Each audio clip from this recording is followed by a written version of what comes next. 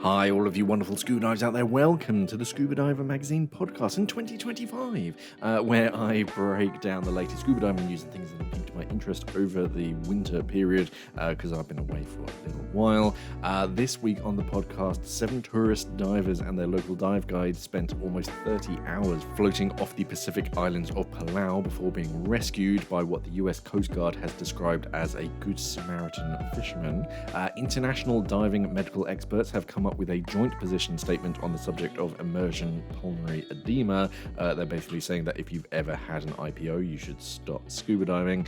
US dive land manufacturer Light & Motion is closing down after 35 years in business, citing politics among many factors contributing to its decision, and a series of safety failures led to the preventable death of a diver whilst underwater at the Mans Harbour Bridge. So the first news story of 7 tourists and their dive guide who were left at sea for 30 hours in Palau. The divers were visiting the Micronesian diving destination from China. They were reported missing near the popular, Palau Corner dive site at about midday on Boxing Day, having gone unnoticed at the surface following a 45-minute boat dive. The island itself lies southwest of Palau's biggest island, and it's known for its very strong currents. There were thunderstorms and heavy rain in the area at the time, with meter-high waves and 2-meter swells. A search and rescue operation was launched southwest of the island by Palau's rescue authorities, but expanded beyond its territory into a region covered for search and rescue purposes by the US Coast Guard. This triggered an operation coordinated by Coast Guard Forces Micronesia, based in Guam, from the morning of the 27th of December. Its drift modelling correctly suggested that the group was most likely to have drifted northwest, and the operation was being shifted in that direction when fisherman Jerome Sakurai came across the divers by chance at about 4 p.m. They had drifted about 50 kilometers northwest of their dive site, as the Coast Guard had calculated, but they had stayed together and remained in what was described as a good condition.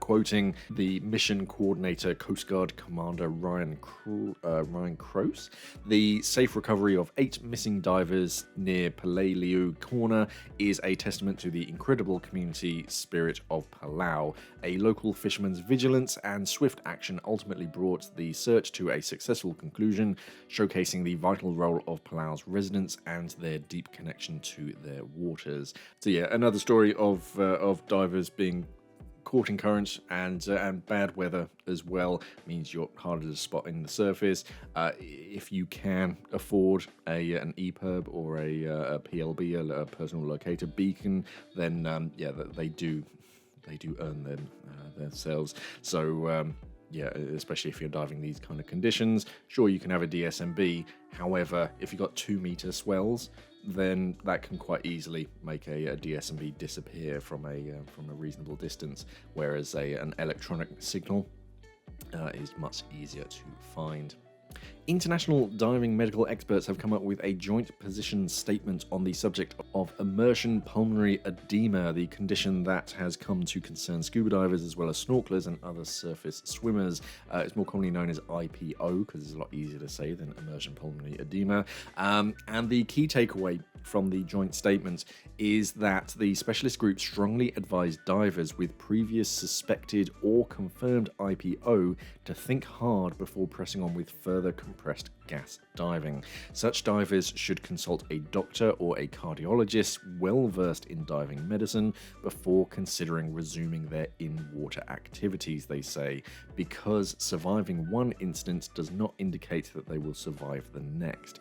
Divers who have experienced IPO should also be fully investigated to identify any disease that predisposed them to that condition, says the experts, because it might have implications unrelated to future diving. IPO has been found to occur in divers with significant coronary disease, cardiac valve disease, cardiomyopathy, and renal artery stenosis, among other ailments. So, medical experts belonging to the influential South Pacific Underwater Medicine Society, or SPUMS, Neil Banham, David Smart, and Simon J. Mitchell produced the report in consultation with UK Diving Medical Committee,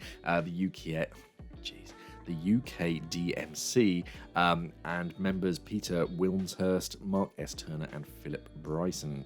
All had attended a workshop held at the SPUMS 52nd annual scientific meeting in Fiji in May to discuss the topic. So IPO is it's like a build-up of fluid in the lungs, affecting the casualty's ability to breathe, and can be lethal. With oxygen not being getting into the blood because of the liquid kind of gets in the way and interrupts the lung functions, the body is unable to expel carbon dioxide as well through the lungs. The condition also occurs in surface swimmers. I think cold water exacerbates it, but yeah, in scuba divers it can be exacerbated by the breathing apparatus, by the work of breathing. Personal risk factors for IPO identified so far include having a previous episode, being female. Oh, that's the first time I've read that. I didn't know that. Age, suffering from hypertension and or pre-existing cardiovascular disease, according to the statement. Extrinsic factors include colder waters. I thought it was colder waters was a factor. Regulators that cause excess negative inspiratory pressures, so making it harder to inhale. Rebreathers. Severe exertion and excessive hydration. So this is the awkward thing of you shouldn't be dehydrated before a dive, but you also shouldn't be overhydrated before a dive, for various reasons, especially if you're on a dry suit. But yeah, it can be a factor towards IPO. And what the medical committee came together to reinforce for divers is that divers who have survived an IPO episode, they should do so only after satisfactory treatment, obviously, or resolution of any associated disease or risk factors identified. They should also be aware of potential risk mitigation strategies, such as only using high-quality, well-fitting thermal protection to keep you warm, and also the need to avoid, when there's any heavy exertion, overhead environments as well. It's best to keep out of them, or decompression diving.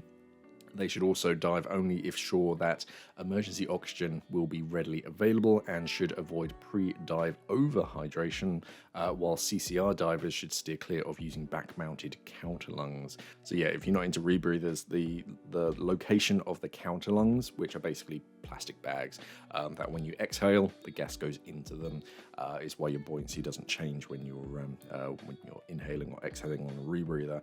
But their position, whether they're on your chest, on your back, or I have seen some now, was it the Dive Talk ones? The counterlung is over the shoulder or around the shoulder, so it's kind of in line with your lungs, because basically if you think about when you're lying flat, where that gas is, if it's in your lungs and then your counterlungs are above you, when you exhale, the gas quite readily goes up, but then to inhale, you then have to almost suck the gas down, because on a rebreather, it's not pressurized. Like on open circuit, you've got the pressure of the cylinder just pushing it in the hose and pushing it into your mouth. With a rebreather, no, it's like your lung function. You literally have to push that air around yourself. So if you have chest-mounted counterlungs, it's going to be a little bit easier. It's also why it's best to stay horizontal in the water on a rebreather, because if you go vertical, like head upright, then all of the gas wants to go to the highest point, which is your mouth, and you suddenly get an entire lung full of gas trying to kind of get out of your mouth, and vice versa. If you're head down, then you have to suck the gas down. So yeah, rebreathers, they've got a lot of benefits to them, but yeah, your body position is very important. But back to IPO, just in case it comes up on a future dive. Signs and symptoms of IPO can include coughing, breathlessness, frothy, sometimes pink sputum, moist or rattling breath sounds and wheezing, chest tightness, cyanosis, so someone's lips turning blue, hypoxemia, low blood oxygen levels. Again, can present with cyanosis, like going blue, confusion, agitation, unconsciousness, and cardiorespiratory arrest. Divers should also be aware of signs to look out for both themselves and the buddy, those listed above, as well as rapid breathing apparent from exhaled bubbles on open circuit or a fast falling pressure gauge, mistaken belief of being out of breathing gas or having malfunctioned breathing equipment, panic, and compulsion to ascend. Yeah, it's because you've got like fluid building up in your lungs, you get this like breathlessness sensation, so people keep trying to breathe, but there's nothing wrong with there's usually nothing wrong with their equipment. It's more that your lungs and your body are telling you something that isn't quite right. You can breathe, it's just your body's not working properly because of the fluid in your lungs. So yeah, anything like that, of course, seek medical care. They say whilst ascents need to be carried out safely, safety stops can be omitted if necessary, as can compulsory decompression stops in severe cases, in which case oxygen must be administered as soon as possible. BCDs should not be overinflated at the surface, and the emergency services should be notified at once. Yeah, overinflating the BCD, especially on a jacket-style BCD, kind of crushes your rib cage, so you can't inhale as much. So do be aware of, like, in that panic of, oh, I've got to get them to the surface, I've got to make sure that they float. You don't want to like overinflate their BCD too much, and a lot of like back-mounted ones as well. It can roll them onto their front if you're not holding onto them. So yeah, inflate them enough, ditch their weight belt, and just inflate them enough to keep them on the surface, but not so much that you're like lifting them out or like crushing them. They say the casualty's chest should be supported upright for breathing efficiency and tight diving gear and wetsuit removed, but the diver does need to be kept warm. Further clinical guidance on emergency treatment and assessment for the future of diving, for future diving, is provided for medical staff in the Joint Position Statement, which will be linked in the description, published recently by the SPUMS in Diving and Hyperbaric Medicine, Volume 54. So yeah, links will be down in the description if you want to read more about it. US dive light manufacturer Light & Motion is closing its doors after 35 years in business, citing politics among, quote, many factors contributing to its decision. So on their homepage of their website is a statement from their CEO saying, we have delivered some amazing products and enjoyed innovating to solve customer problems whilst building products in the US. The challenges of being a US manufacturer are significant, and the political winds, regardless of the talk, have been against US manufacturing, which continues its decline. They made more than just dive lights. They did like bike and photography video lights, as well as dive lights. And when I first saw the news, I had a quick like search around to like find more information. I actually found on the bike cycling Reddit forum that someone about 2 months ago, according to the age of the post, had asked Light & Motion about the stock levels of their bicycle lights, and at that time Light & Motion basically wrote back to them saying, oh yeah, we're not going to produce any more, obviously in a much more professional tone, but they said, yeah, we're not going to make any more bike lights, that's it, we're going to focus on other areas of the business. And obviously that they were trying to like reduce costs, and it got to a point where they just had to shut the entire thing down, unfortunately. They were nice, they were pretty expensive, and I wasn't always a fan of their user interface. So instead of a button or a twist or something, they had a kind of like a toggle on a spring, and you would push it forwards, let go, and it would like spring back to the middle position. You push it backwards, or you could rotate it. Rotating kind of put it in a lock position, as far as I'm aware, and yeah, it did work. That was on their solar torches. They had their Gobi torches, more of a handheld versions, which I wasn't a huge fan of. But the solar ones I did quite like. They had decent power. It was factory sealed, so you didn't have to worry about like changing O-rings or anything. You just recharge the battery as you need it, and if something went wrong, you just sent it back to them and they'd fix it for you, or just give you a replacement one. But yeah, I think a lot of people do like them because they were a nice, compact, powerful torch. But yeah, just I mean they say politics. I'm not that. I hear a bit about American politics. I know it's a bit wild at the moment, but hey, we'll see if someone else kind of swoops in and buys up the rights to them, because that's not unusual for another company to go, oh, actually we don't have any torches in our current lineup.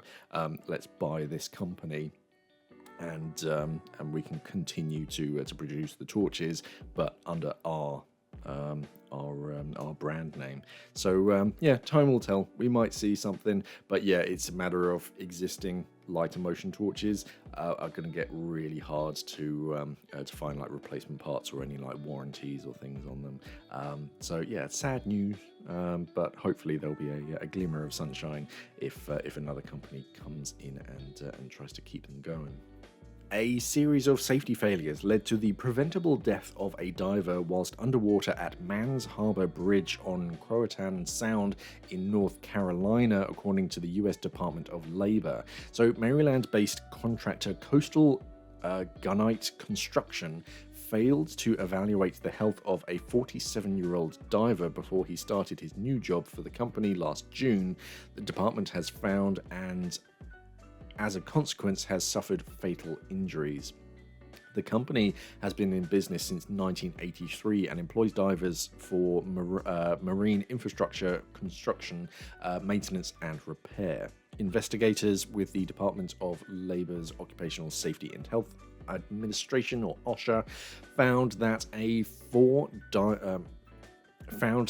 four-member dive team employed by Coastal Gunite was carrying out an underwater test on a bridge when, seconds after descending from a boat to a depth of about 6 meters, the diver became unresponsive, failing to answer radio calls.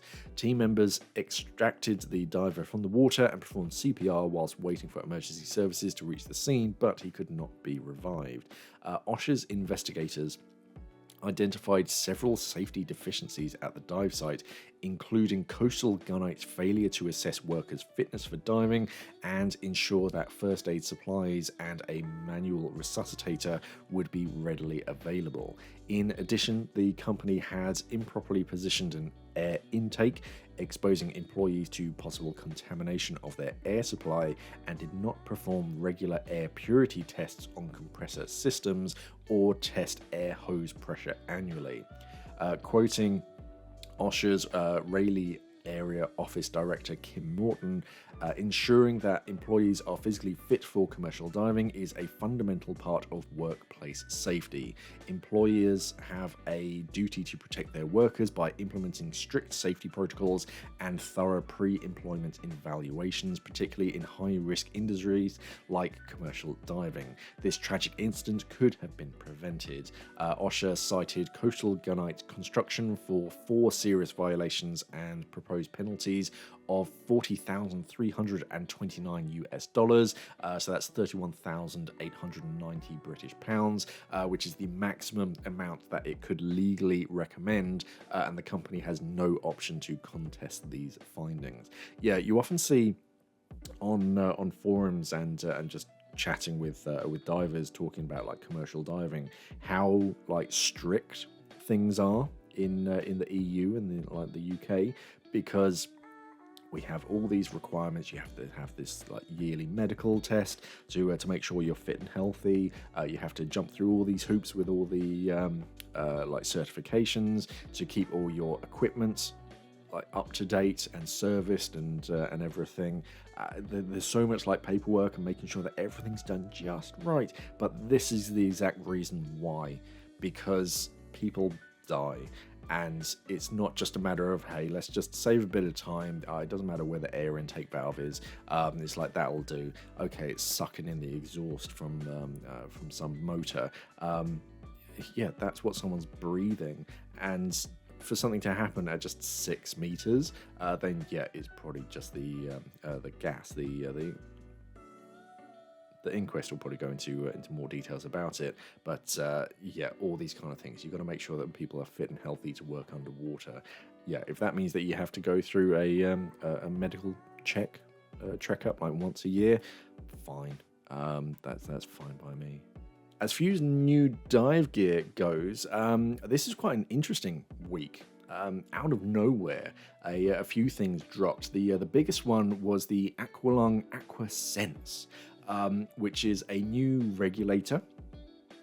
They released it. Well, they haven't released it. They announced it at the the CES, the Consumer Electronics something or other in Las Vegas, and it's basically a regulator with a built-in transmitter.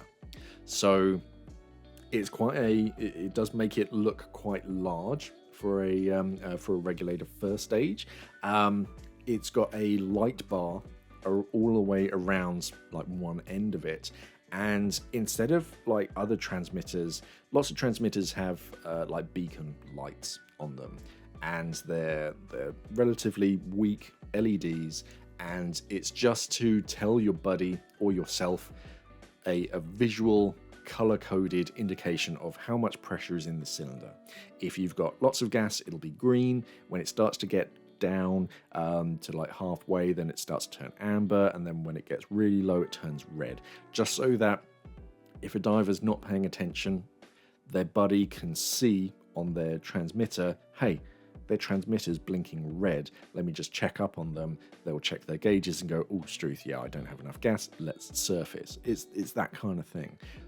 This one on the AquaSense, though, it's, from what I've read, it's about your breathing rate. So if your breathing rate is normal, it'll be, there's like blue, green, amber, and red. So one could just be like an activation, just like a pairing color. But yeah, it is kind of like everything's fine, I'm breathing normally, but if you're breathing heavily, then it starts to turn red. It'll also talk to their new dive computer, the Pulsar, which can talk to over a greater distance. So you can pair up your buddy's regulator to your dive computer, and you can check up on your buddy on your screen, and it'll tell you whether they're breathing heavy or not. It will also talk to a boat, which suggests that you'll have a transmitter receiver that you can lower into the water and then connect to a laptop or something, so that surface support can monitor everyone and maybe even send messages. Well, I've seen some other technology that does that. It's using sonar, which is like the Garmin version, which can be quite noisy. Some divers have found that with the Garmin transmitter, because it's using sonar, you can actually hear it. So they like to tuck it a little bit out of the way. Normal transmitters, of course, don't use sonar, so they have a limited range, but of course you can't hear them. What else? Oh yeah, it's got a huge hose to it, because there's a light on your second stage, which mimics the light on your first stage, but that requires a double port hose that fits to the first stage. And this thing looks chunky. When you compare it to the size of the DIN fitting in the images, it's comparable in size. So it's a good chunky size. It's a few centimeters across as opposed to just a normal braided hose. And the only real reason that I can see, I imagine there's more to it, because why would you do it if it's just to put that little light on the front of the second stage? I imagine there's more. I hope there's some kind of like fancy electronics in the second stage. I don't know. We'll see. But it's one of those things. It's interesting. It's nice to see innovation. However, divers don't like change, and I don't like the thoughts of having to recharge my regulator to be able to use it. So We'll see. It's kind of like it reminds me a bit of like the Cybertruck, one of these things that it kind of looks good. They put all of these features into it. The price tag is quite high, and is there really a market for it? We don't really know. So we'll see. Time will tell. I think it's due to be released in the third quarter of 25, so this autumn. We'll see. It's definitely something different, and it is nice to see manufacturers at least try something different. We've seen quite a few of these, like manufacturers. What was it? Mares came out with a complete. Oh yeah, there was a like complete BCD and regulator system. It was just a whole thing, a regulator and a BCD that was just all strapped together, as opposed to two separate items. And yeah, it kind of made sense, but it wasn't that popular, and it just slowly got like disappeared from their lineup. Scuba Pro released a video on their new Mark 17 Evo 2 regulator. So for the last year or two, maybe, I've started to notice that the Mark 17 has been dropping from their regulator lineup. They introduced the Mark 19, which is like a hybrid between the 17 and the 25, and that's why I thought that the Mark 17 was slowly disappearing, because you didn't see it on their websites, you didn't see it in their like price list guidebook. And I just figured that, hey, they're discontinuing the Mark 17 Evo because they got the Mark 19, which is a diaphragm, which the 17 was, but also had the swivel turret of the Mark 25, and just figured, hey, they're just going to run with that. What Scuba Pro have actually done is they looked at the 17 and they've tried to just perfect it, basically. They've stripped off, 93 grams, so it's a bit lighter. They've like skeletonized a bit of the outside, and they've reduced the size, so it's not quite as long, because they've put like two springs inside one another, so that is more effective use of the same space. Still a diaphragm, first stage, still environmentally sealed. They've angled the high pressure ports, which is the popular thing to do nowadays. Yeah, I think this is going to be their next like workhorse, tough first stage, and we'll probably see that on quite a few of their regulators. Santi announced the new dry suit, the Santi Edge, which is pretty cool. They say it's built on durability, flexibility, and comfort, which you could probably say about most of their dry suits. Highly durable and resistant to abrasion, tears, and cuts. So it's built to be more of a tough dry suit over a lighter weight. They say a size large, weighs in at 4.3 kilos. Edge dry suit is ideal for all types of technical and exploration diving. Designed for divers who value top-tier durability and precise fit. Offers excellent protection and comfort in demanding underwater environments. The flexibility of the tri-laminate Dura Wave fabric ensures unrestricted movement and ease of use. Lightweight and compact, is easy to travel with, making an excellent choice for adventurers. Reinforced with Kevlar in critical areas, so yeah, I can see it on the knees, definitely. Maybe around the crotch and the elbows, and probably the shoulders as well. Making an excellent choice for adventurers. Provides superior protection and reliability. A premium model for divers seeking performance and durability. So yeah, it is made to be a tough dry suit. Nice pockets. Usually one of the first things that I look at on a dry suit are the pockets. Santi have always been known for having nice dry suit pockets, and these ones don't disappoint. Nice big like grab handle, anchor points, and separate pouches. Yeah, that's a nice dry suit. Can I find a price? Not on their website. But hey, it looks like it's ready to go. Just find your local Santi dealer and check it out. Yeah, I think that was it as far as new equipment. It was just like a 3-time combo. It's like all on one day, because I saw the Scuba Pro regulator first. I started to write a news story on that, and then the AquaLung AquaSense was announced. You're like, oh, Struth, I'll write a story on that. Then Santi released their Edge dry suit, and you're like, oh, Struth, give me a chance. It all comes all at once. Let's throw in some Ask Mark questions. Ben Heckendorn, 2696. Why do we just dive with 200 bar? Wouldn't it make much more sense to get our cylinder filled up to 300 bar so we have much more air? Yeah, it's... gas laws get weird once you get past like 200 bar. Things are quite linear when you compress gas up to like 230 bar. It's quite predictable, and it's quite easy to get a nitrox fill. But then once you go much beyond it, the ideal gas laws just get a bit weird.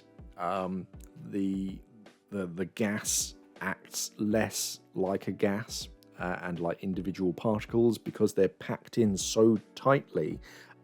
They don't act quite the same way. So if you're, the first thing is just trying to get up to 300 bar is really hard. We had a pretty powerful compressor at the dive center I used to work at, and that was good. But then to get you much beyond, it's probably about 250 bar, you used to use a Haskell pump, which would just literally punch the gas into the cylinder. Used to scare the heck out of people walking past it, because you're walking past all these like compressed gas cylinders and the whips and all that kind of stuff, and it was loud and it was a whoop-ah kind of noise, and you're like, oh, Struth. A lot of people were quite scared, so you had to like stand around and just go, oh, if it makes a really loud noise, everything's, well, depending on the noise, everything's fine. If you see me freaking out, then freak out with me. If you see me just standing perfectly fine, don't worry about it. But yeah, it was quite hard to get up to 300 bar, and to get a reliable 300 bar fill was pretty tough. I used to have 300 bar cylinders because I, like you, thought, hey, yeah, you get a smaller cylinder, more gas. Yeah, what's the downside? But actually, by the time that you reach the water, if you had like 260 bar, that was quite a good fill. But the cylinders themselves, they're heavier, they're more expensive. So yeah, it's not really worth it. It's more worth just getting a bigger 232 cylinder. Yeah, it's not quite as straightforward as just, oh yeah, high capacity, I'll just go for that one. It's a matter of actually getting that fill, and especially because if you travel around with them as well, and you're getting fills from like different fill stations, some can't even get up to 300 bar, so you just have to settle for a 232 bar fill anyway. So yeah, it is just, hey, it's 200 bars easier, and God help you if you want like nitrox or trimix at those kind of pressures. Yeah, gases act weird, and that's all I really have time for. So I'm going to end it here. Thank you very much for listening, everybody. Links to everything that I've spoken about today are going to be down in the description below. Remember to check out our website, divingnets.com. Like, share, subscribe wherever you're listening to this. Yeah, thank you for listening, and of course, safe diving.